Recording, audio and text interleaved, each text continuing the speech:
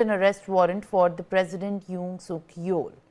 Earlier, officials had been caught in a standoff with Yoon's supporters outside his residence. Upon getting clear of the supporters, officials went faced off with the former president's own security. Viewers, as you can see on your screen, presidential security forces clad in blue uniforms stood firm, refusing to allow them any entry. There are several visuals about the nearly 6 hours long standoff of investigators and presidential security service, where the tension has escalated as hundreds of Yoon supporters have gathered outside, many braving freezing temperatures, waving South Korean flags, chanting slogans in support of the president. All right, this is in fact the latest that we are bringing at this point of time. The developments have come after the South Koreans impeached President Yoon defies the warrant after hours-long standoff.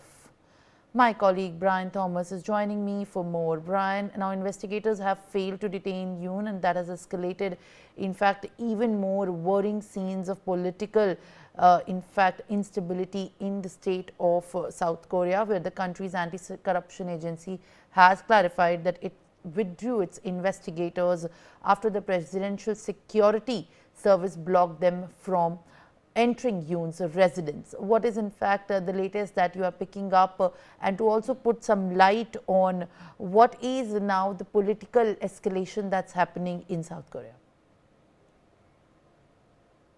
Authorities were definitely unable to arrest impeached President Yoon due to a tense standoff that happened with the security forces inside the presidential compound. Now, the attempted arrest also stems from Yoon's controversial martial law decree on December 3rd, which has triggered a high-profile investigation. Now, even in the early hours, hundreds of Yoon supporters gathered outside his residence, vowing to prevent authorities from apprehending the impeached leader. Now, the crowd also posed as an initial challenge to investigators from the corruption investigation office for high-ranking officials, who even arrived at the compound shortly after 7 a.m.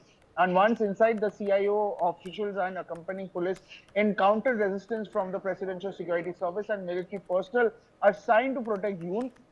Even the Ministry of National Defense later clarified that the troops were acting under the control of PSS, and the CIO also called off the arrest attempt around 1:30 p.m., citing safety concerns for its, personal duty, the obstruction by security forces. And also the agency also clearly stated that they were judged that it was virtually impossible to execute the arrest warrant due to the ongoing standoff. Now, Yoon's lawyer also labeled the arrest warrant invalid and promised that legal action against its execution. And the warrant was also approved by the court on Tuesday, which still remains valid until January 6th. And if Yoon is arrested, investigators have 48 hours to either request a detention warrant or release him. Now, very importantly, the next step as goes when the CEO announced plans to review the situation and decide on its next course of action. And this ongoing standoff also underscores the volatile political climate in South Korea as Yoon's martial law decree continues to draw scrutiny and public protest as well. Simran. All right. In fact, Brian, thank you for adding these details after